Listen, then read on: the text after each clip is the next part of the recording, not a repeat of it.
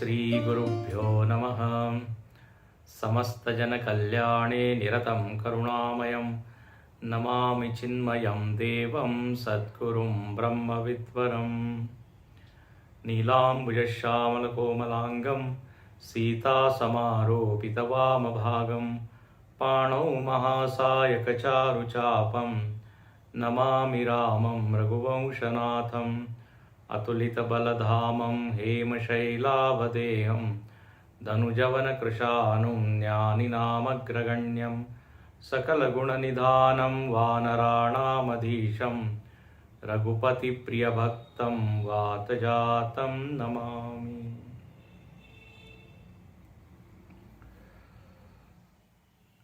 भगवान श्री रामचंद्र जी ने खरदूषण का और 14,000 सेना का वध किया। बल्कि यहाँ पर हमने देखा कि भगवान ने उनको मुक्त किया,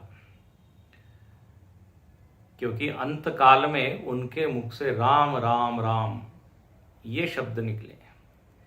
राम राम कहि तनु तजहि पावहि पद निर्वाण, निर्वाण को प्राप्त हुए। भगवान कहते हैं किसी भी प्रकार से यदि मेरा नाम या मेरे रूप का कोई ध्यान करता है या स्पर्श करता है तो मैं अपनी कृपा उस पर करता हूं और उसको उत्तम गति प्रदान करता हूं। सामान्य मरण में व्यक्ति की गति उसके कर्मानुसार होती है, लेकिन जहां भगवान का दर्शन हो, भगवान के नाम का स्मरण हो, तो उसका तो कुछ अतिरिक्त फल, एक विशेष फल होना चाहिए। इसलिए कहा जाता है कि भगवान मारते नहीं है, तारते हैं। भगवान के हाथ से लोग मरते नहीं है बल्कि मुक्त होते हैं। तो यहाँ पर ये घटना घटी।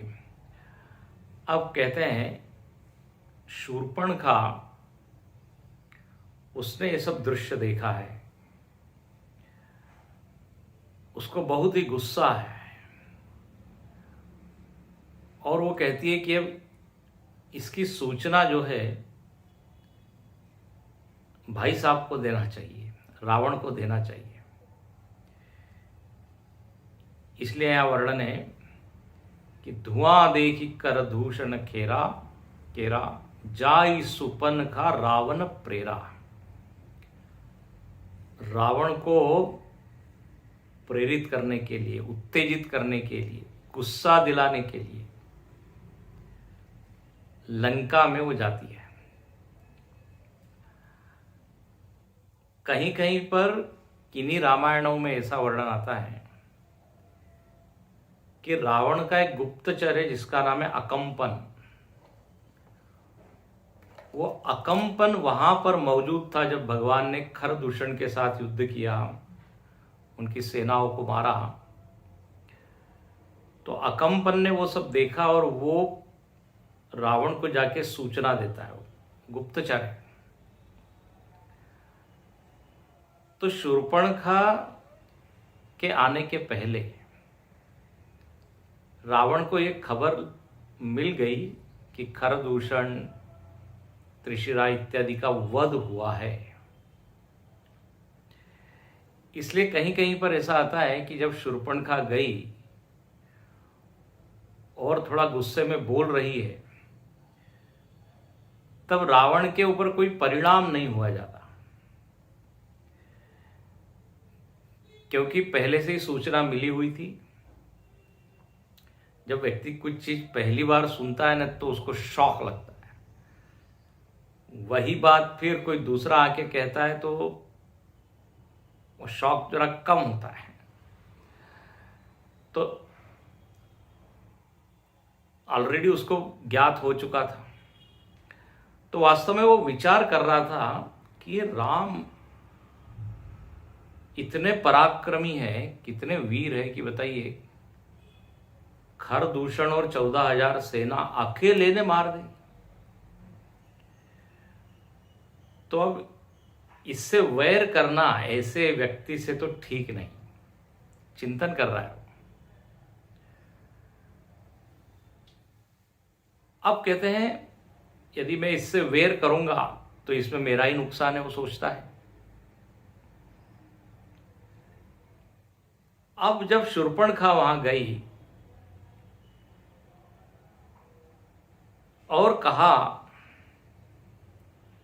ये अन्य रामायणों की बात कर रहा हूं, बड़े गुस्से में बात कर रही है, लेकिन रावण के ऊपर कोई परिणाम नहीं। बोले हाँ ठीक है, मानो कि उसने कुछ सुना ही नहीं जाता। शूर्पणखा और नाराज होती है, कहती है अरे इसको गुस्सा नहीं आ रहा है। ये अन्य रामायण की बात सुना रहा हूं, रामचरितमानस में जो लिखा है वो बाद में देखेंगे। तो वो क्या कहता है, अरे वो शूर्पणखा क्या कहती है कि तुमको मालूम नहीं है राम के साथ कौन है। एक बड़ी सुंदरी स्त्री है। शूर्पणखा को रावण का वीक पॉइंट मालूम था। रावण ने अनेक अनेक कन्याओं को, ऋषि कन्या, मुनि कन्या, स्वर्ग की जो अप्सराएं, उन सब को लंका में लाकर रख दिया था। तो शूर्पणखा को मालूम है कि इसकी आसक्ति कहां है। तो वो एक दूसरा दाव चलती है, कहती है देखो राम जी के साथ एक अत्यंत सुंदरी स्त्री है।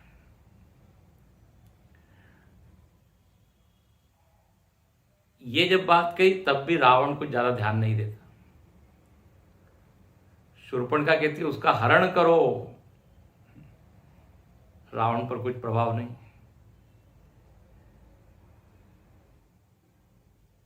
तब वो कहती है कि अरे एक बार तुम देख तो लो, उसके बाद हरण करना, उसके बाद लेके आना। एक बार देखने में क्या दिक्कत है। कई बार ऐसा ही होता है, दुकानों पर जाते हैं हम लोग, दुकानदार कहता है देख तो लीजिए एक बार। विशेषकर माता जी लोग जब साड़ी की दुकान में जाती है, एक माता जी जा रही थी उस बाजार में से, दुकानदार बुलाता है, बोले नया स्टॉक आया है सर, देख लीजिए एक बार। वो माता जी कहती है मैं अभी दूसरे काम के लिए निकली हूं, अभी नहीं। नहीं नहीं, देखने में क्या दिक्कत, 5 मिनट का। फिर कहती नहीं नहीं, मेरे पास कुछ पैसा भी नहीं है, पैसा तो लेके आई नहीं। वो कहती पैसा आपसे थोड़ी लेंगे, आपके पति से लेंगे, साहब से लेंगे। बोले अभी मैं ले कैसे जाऊंगी ये साड़ी वगैरह। बोले हम भिजवा देंगे आपको, देखने में क्या दिक्कत। आग्रह करता है और इतने फुर्ती से इतनी साड़ियां दिखा देता है, ढेर कर देता है, बना देता है। अब वो माता जी को भी जरा संकोच होता है कि इतना इसने प्रयत्न किया है, मेहनत किया, एक आध तो साड़ी ले ही लेनी चाहिए। तो अब शुरुआत कहां से हुई, देख लो, देखने में क्या है। ऐसे ही यहां पर भी शूर्पणखा रावण को कहती देखो, लेकिन रावण कुछ ज्यादा ध्यान नहीं देता। वो विचार करता है कि क्या करना चाहिए, एकदम कुछ स्टेप नहीं लेनी चाहिए। वो मारीच के पास जाता है, ऐसा लिखा है अन्य जगह, और मारीच से सलाह लेता है कि देखो ये मेरी बहन को कुरूप किया है इन लोगों ने, अब मुझको बदला तो लेना है, लेकिन मैं कैसे लूं, क्या करूं। मैं सोचता हूं आक्रमण करूं, लेकिन आक्रमण करूं तो उसमें तो मैं विजय पाऊंगा कि नहीं, शंका है, क्योंकि बड़े वीर है वो। क्या करना चाहिए। मारीच उसका मामा है, वो कहता है महाराज ये तुम बिल्कुल गलती मत करना, राम जी के साथ युद्ध करने की गलती बिल्कुल मत करना, तुम पागल हो गए हो क्या। लोग बोलते, रावण ने कहा कि क्या हो गया। अरे बोले मैं भुक्त भोगी हूं। जब वो 16 साल के थे उन्होंने एक बाण चलाया था और मैं इतने दूर 800 योजन दूर आके यहां गिरा पड़ा हूं। मुझको उनके बाण की शक्ति का जबरदस्त बहुत एहसास है, अनुभव है, मैं अनुभव की बात कर रहा हूं। बिल्कुल ये गलती मत करना। भले आज तक मैं उस राम को भूल नहीं पाया हूं, उस रूप को भूल नहीं पाया हूं, उस बाण को भूल नहीं पाया हूं। इसलिए मैंने तो सब वैर छोड़ के उनसे, अब मैं तो उनका नाम ही जपता हूं, सन्यासी हो गया है। तो रावण को जब इस तरह बताया तो रावण ने कहा ठीक है, वापस आ गया। कहते शूर्पणखा ने फिर पूछा क्या सोचा, क्या किया तुमने। बोले अभी कुछ नहीं। बोले ऐसा क्यों। बोले वो मारीच ने बताया मुझको, उनकी शक्ति कितनी है आज तक वो भूल नहीं पाया है। शूर्पणखा कहने लगे अरे आप भी किसकी बात को प्रमाण मान रहे हैं, वो कायर है, डरपोक है, वो शक्तिहीन है, आपकी बराबरी वो मारीच से कहाँ होगी। आप तो जाइए उसका हरण करके लाइए पत्नी का, बस उसमें ही तुम्हारा कल्याण है। और मेरा भी फिर जो बदला है ना, वो बदला ऐसे ही लेना पड़ेगा। मेरा अपमान हुआ है आखिर, मैं तुम्हारी बहन हूं। ये शूर्पणखा जो है ना, रावण को दिन रात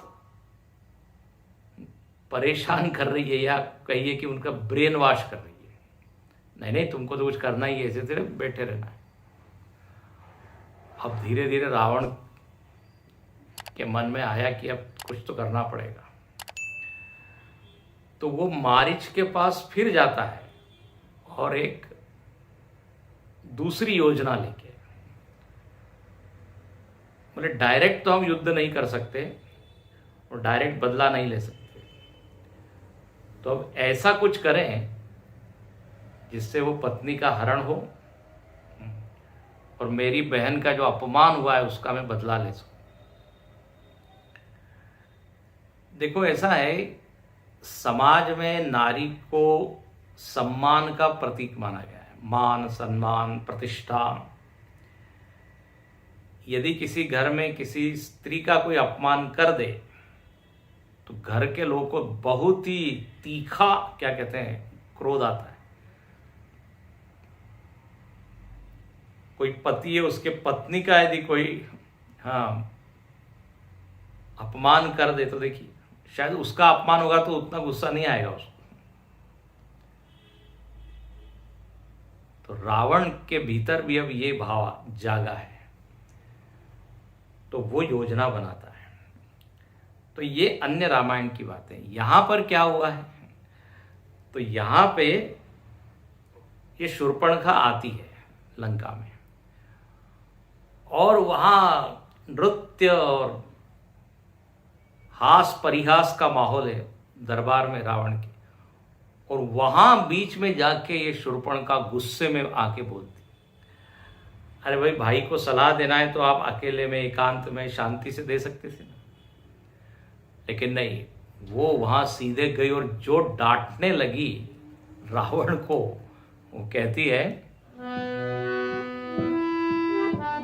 बोली वचन क्रोध कर भारी, तेस कोस कै सुरति बिसारी, करसी पान सोवसी दिनु राती, सुदिनहि तव सिर पर आराती। राजनीति बिनु धन बिनु धर्मा, हरि समर्पे बिनु सत्कर्मा।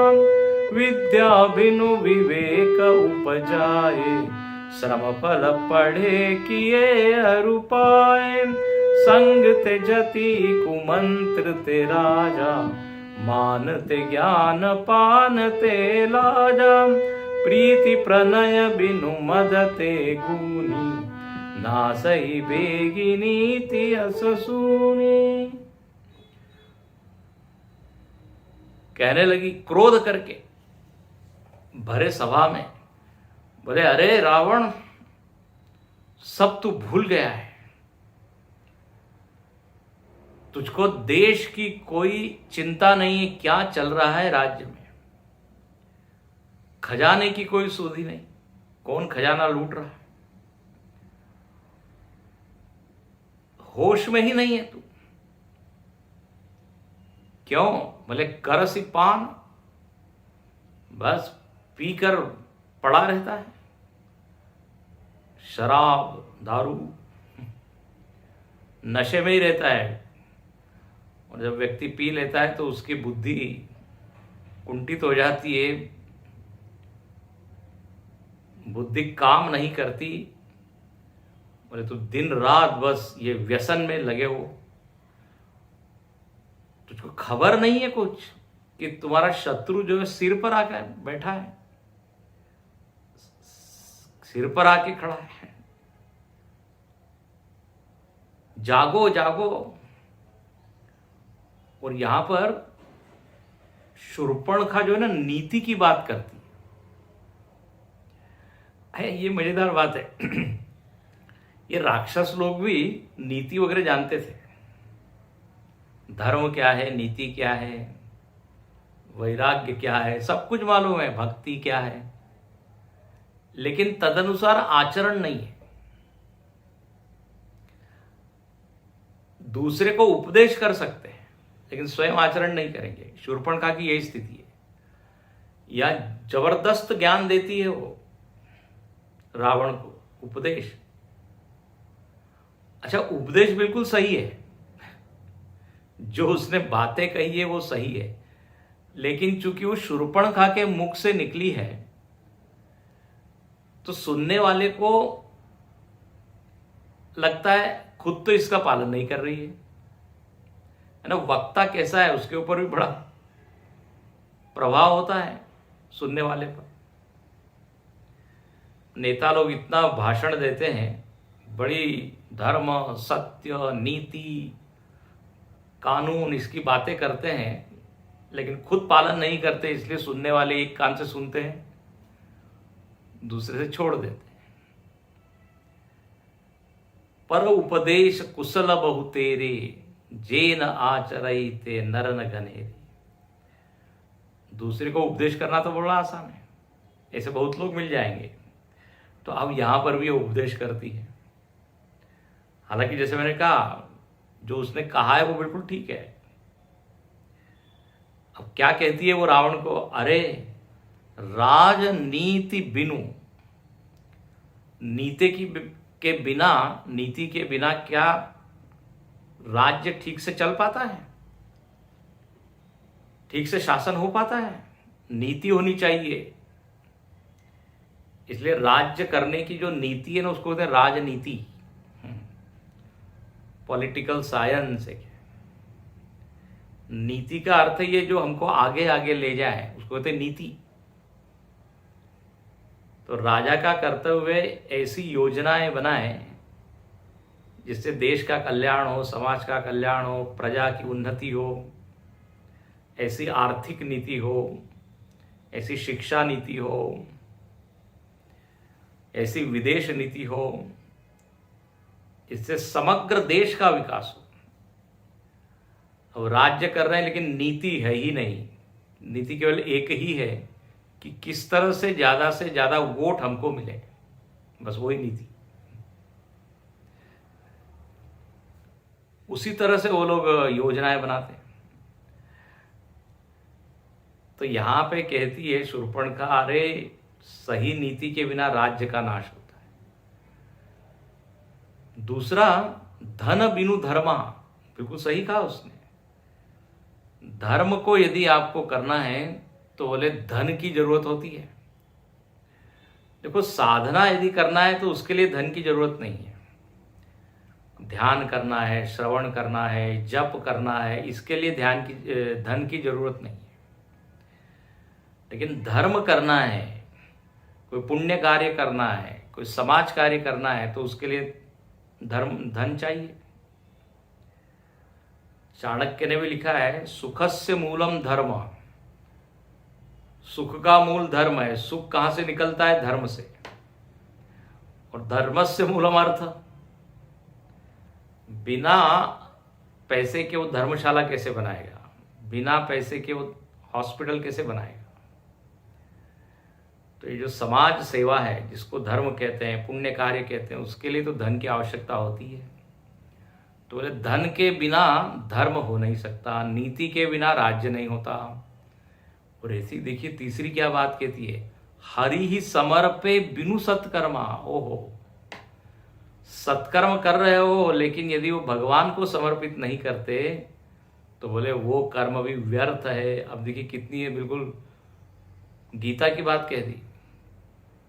भगवान जो कहते हैं, तत्कुरुष्व मदर्पणम, जो भी तुम करते हो मुझको अर्पित करो। मय्य अर्पित मनो बुद्धि यो मत भक्त समय प्रिय।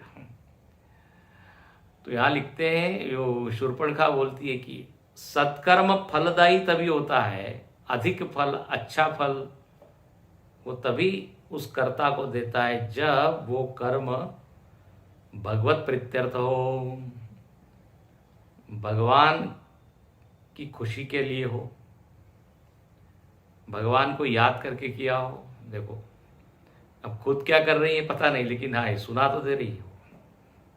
सिद्धांत तो यही है, हरि समर्पे बिनु सत्कर्मा। अगली बात कहती है, विद्या बिनु विवेक उपजाए।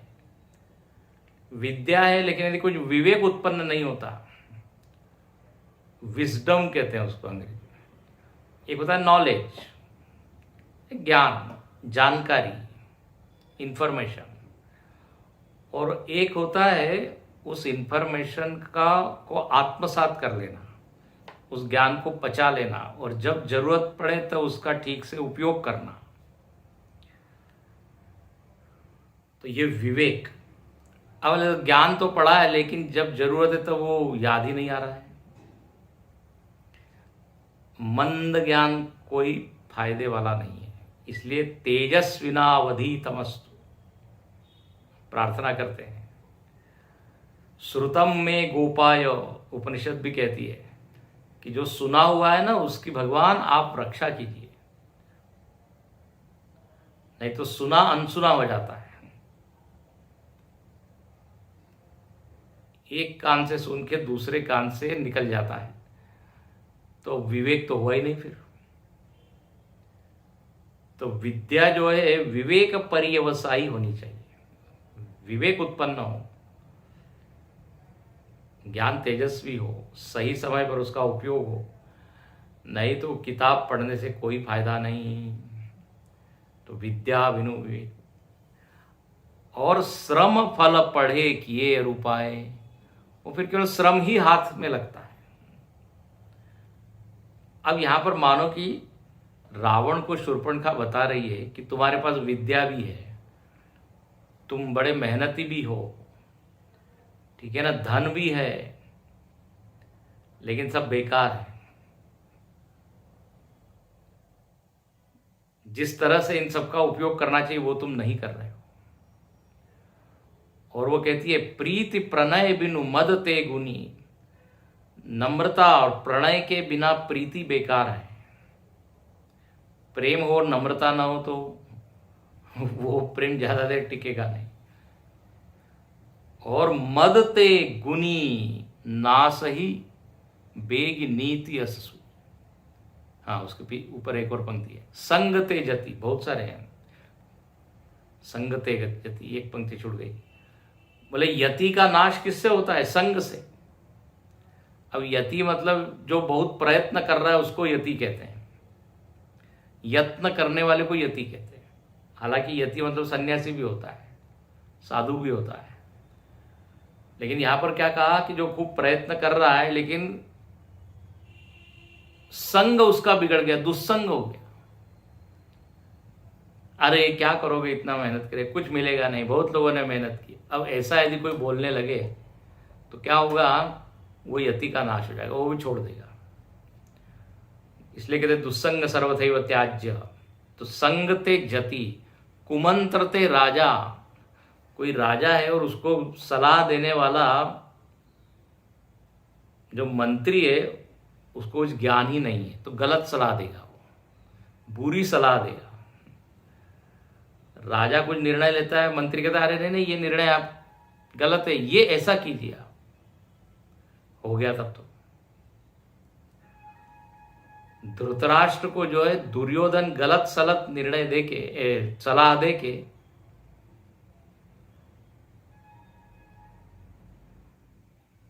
धृतराष्ट्र को, उसकी बुद्धि को घुमा देता। बड़ी मजेदार बात होती है महाभारत में।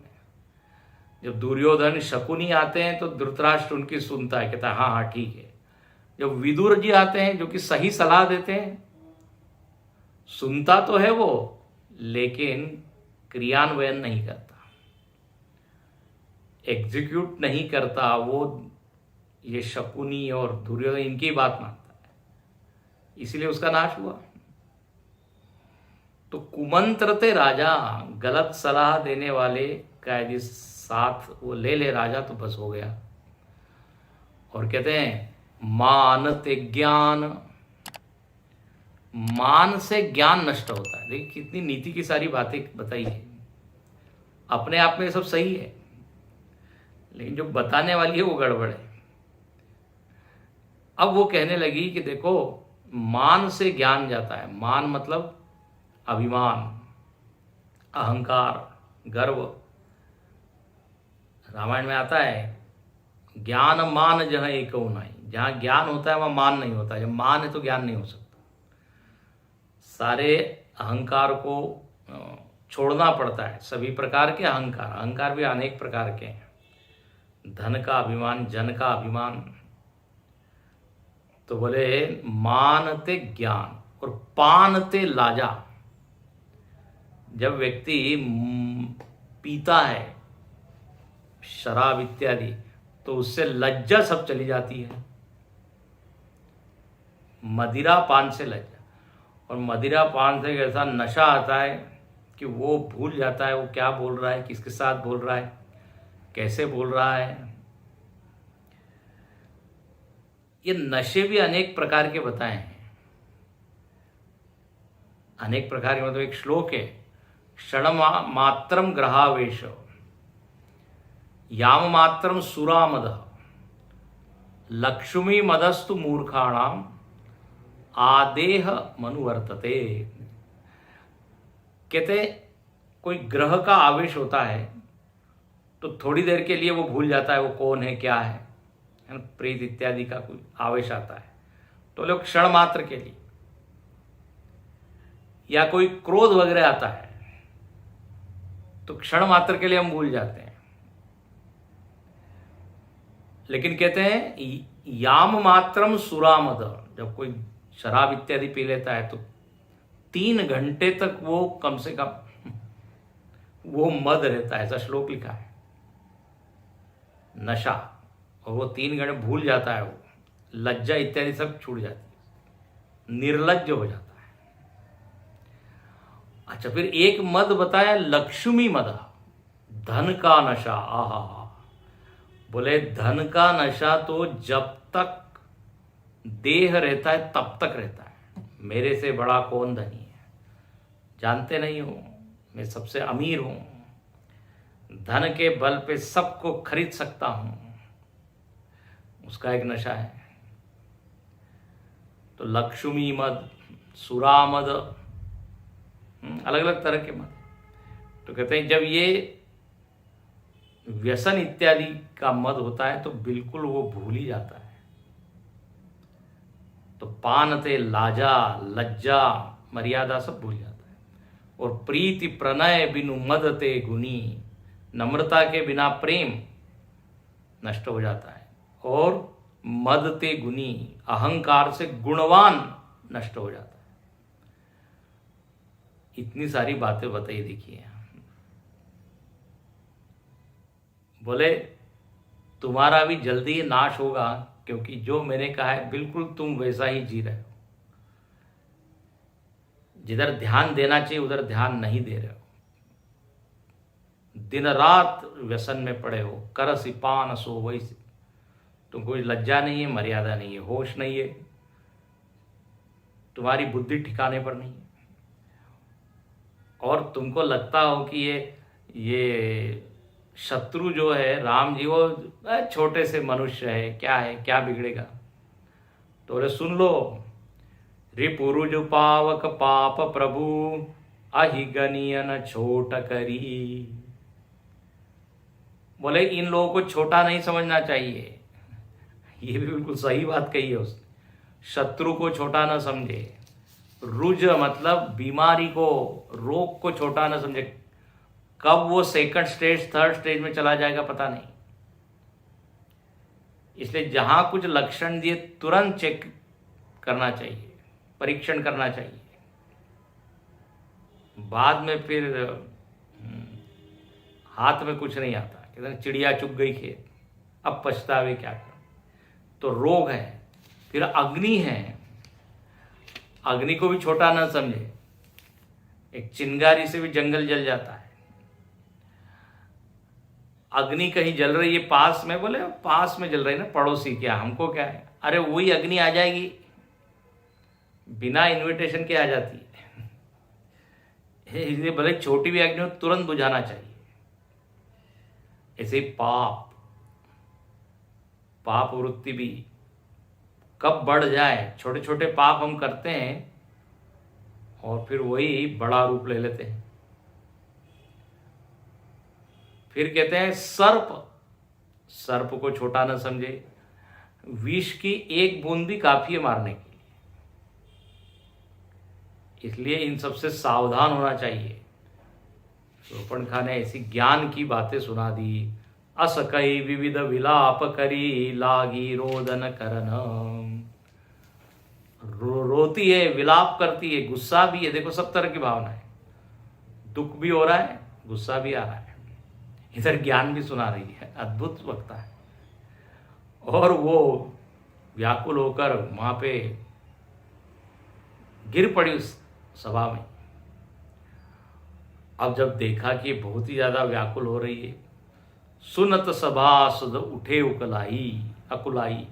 सारी सभा के लोग उठे और अकुला उठे, व्याकुल हो गए, और उन्होंने उसकी बाह पकड़ कर उठाया। बैठो बैठो, समझाने का प्रयत्न करता है रावण। देखो अब ये शूर्पणखा ने सब बातें कही है, तो उपदेश तो किया है, सही ही बात है।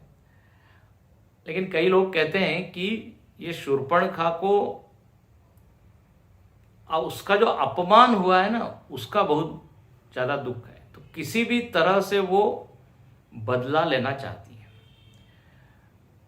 तो फिर डांट के, रो कर, हाँ, फिर कोई अच्छी बातें कहकर, उसका एक ही प्रयोजन है कि ये जो लक्ष्मण जी है विशेष रूप से, और राम जी उनके साथ है, दोनों ने मेरी हंसी की है, तो उसका फल तो इनको मिलना ही चाहिए। रावण को वो बना रही है निमित्त, कारण बीच में, लेकिन है उसका स्वार्थ, उसको संतोष होगा। अच्छा, और वो बार बार ये क्यों कह रही है सीता जी का हरण करो? तो कहीं कहीं पर ऐसा लिखा, बोले अभी भी उसके मन में ये एक आशा है कि शायद यदि सीता जी नहीं रहे तो राम जी मेरा वरण कर लेंगे, क्योंकि राम जी और मेरे बीच में कौन है? ये सीता है। देखो संतों ने अलग अलग ढंग से, व्याख्याकारों ने उसकी व्याख्या की। तो इसलिए वो तरह तरह के क्या है उपाय सुझाती, तरह तरह की नीति और विचार सामने रख के रावण को प्रेरित करती है। अब जब रावण ने देखा कि ये तो बहुत ही ज्यादा रो रही है, चिल्ला रही है, अब रावण कहता है, कह लंकेश कहसि निज बाता, कही तव नासा काना कान निपाता।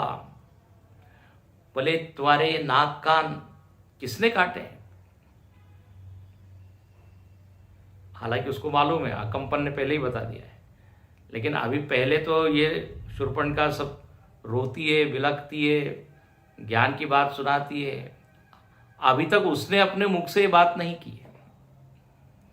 तो यहां पर पूछता है, तब वो कहती है कि अरे दशरथ के पुत्र हैं और उन्होंने पुरुष सिंह वन खेलना है, शिकार खेलने आए हैं, और यह पूरा राम जी का वर्णन कर दिया। अतुलित बलशाली है, रूप राशि है। शूर्पणखा के मन में वो भगवान का जो रूप है ऐसा अंकित हो गया है, भूल नहीं पाती, वर्णन करती है। बोले वो उसी का एक छोटा भाई है, उसने ये नाक कान काटे, खर दूषण त्रिशिरा, सबको मारा है। अब रावण ने जब ये बात सुनी तो रावण अब असल में जरा क्रोधित हो गया। इस रामायण के हिसाब से, अन्य रामायण के हिसाब से हमने आपको पहले ही बता दिया, उसने योजना बनाई, पहले मारीच के पास गया इत्यादि। यहाँ पर क्या वर्णन है? शूर्पणखा ने जब ये सब सुनाया तो अब वो सोचता है और अपने अंतरंग विचार करता है। क्या विचार करता है?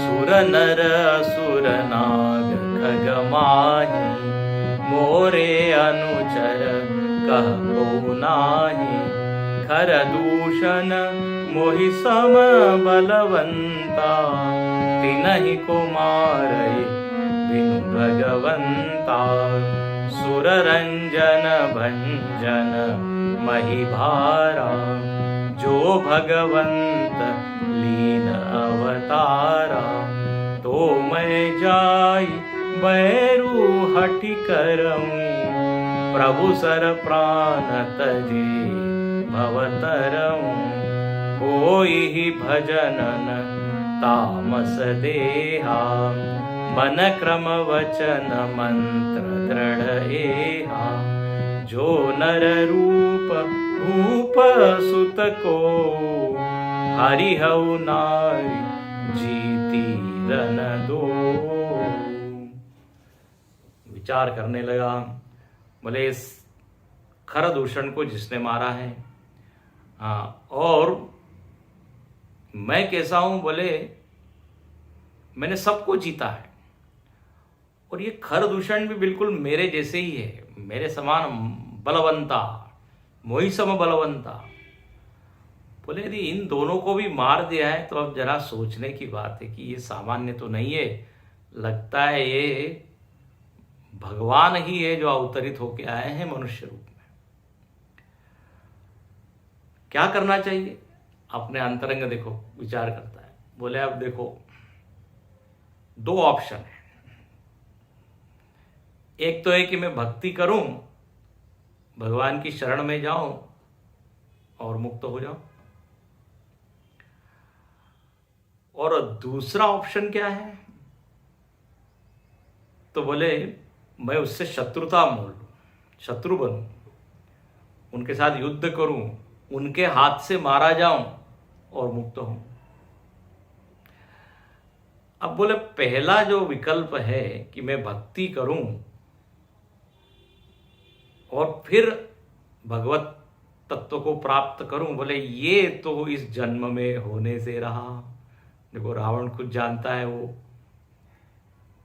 उसका अंतरंग स्वभाव क्या है। वो कहता है हो ये भजन अनु तामस देहा। बोले ये तामसिक मेरा देह है, तामसिक बुद्धि है।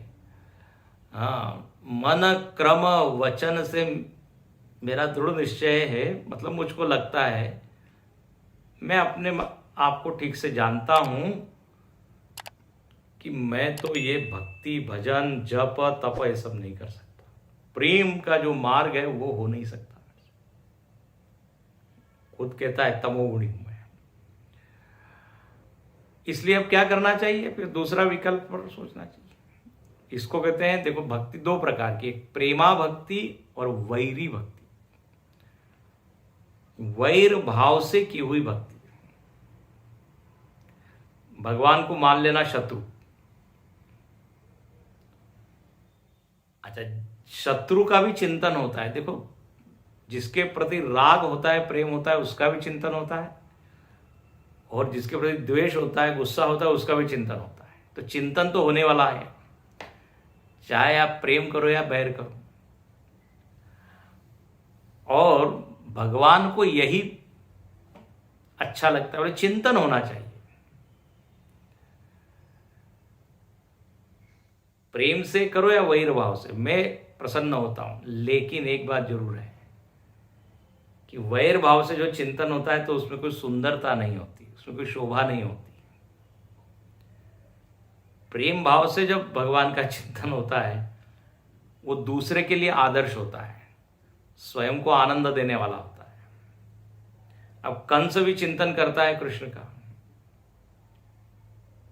चिंतन तो हो ही रहा है, वृत्ति तो बन ही रही है, आकार तो बन रहा है, लेकिन कोई ये नहीं कहता कि कंस के तरह हमको भी भगवान का चिंतन करना चाहिए, या रावण की तरह हमको भी वैसी भक्ति करनी चाहिए। रावणी भक्ति आसुरी भक्ति है, वृत्ति बन रही है, लेकिन उसका कारण कोई वैराग्य हो, कोई भक्ति हो, ये नहीं है। गुस्सा है, द्वेष है, शत्रुभाव है।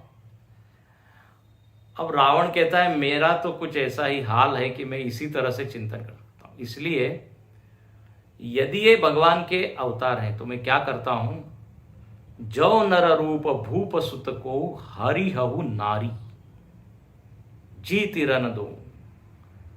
बोले यदि वास्तव में यदि भगवान है तो मैं इनकी नारी का हरण करूंगा और वैर भाव है ना, शत्रु बन जाऊंगा, क्योंकि राम जी को गुस्सा आएगा, बोले ये मेरा शत्रु है जिसने मेरे पत्नी का हरण किया, और तब जो है वो मेरे साथ युद्ध करेंगे और फिर मैं मुक्त होऊंगा। ये योजना बनाता है और कहता है अब सीता जी का हरण कैसे करें, तो उसने ऑलरेडी एक योजना बना ली है, और वो अकेला ही जाता है।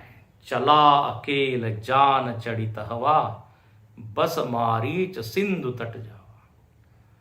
वो जाता है समुद्र के किनारे, मारीच को फेंका था भगवान ने जंगल से, वो समुद्र के किनारे तक आके पड़ा हुआ है। उस बाण की इतनी शक्ति थी, इतनी गति थी कि वो जंगल में रहते थे ये लोग सब, मारीच, त्रिशिरा, सुबाहु इत्यादि।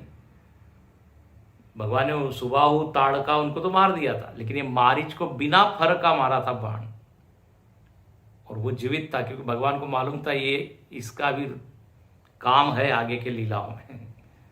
तो उस समय मारा नहीं भगवान ने। और अब वो कहता है मैं देख, वो सिंधु के तट पे वो रहता है, रावण जो है वहां पहुंचा है और अपनी योजना जो है वो सुनाता है। अब वो हम देखेंगे अगले प्रवचन में। सीता जी का हरण किस प्रकार से हुआ, वो घटना यहाँ पे बताई गई है। ओम पूर्णमदः पूर्णमिदं पूर्णात् पूर्णमुदच्यते पूर्णस्य पूर्णमादाय पूर्णमेवावशिष्यते।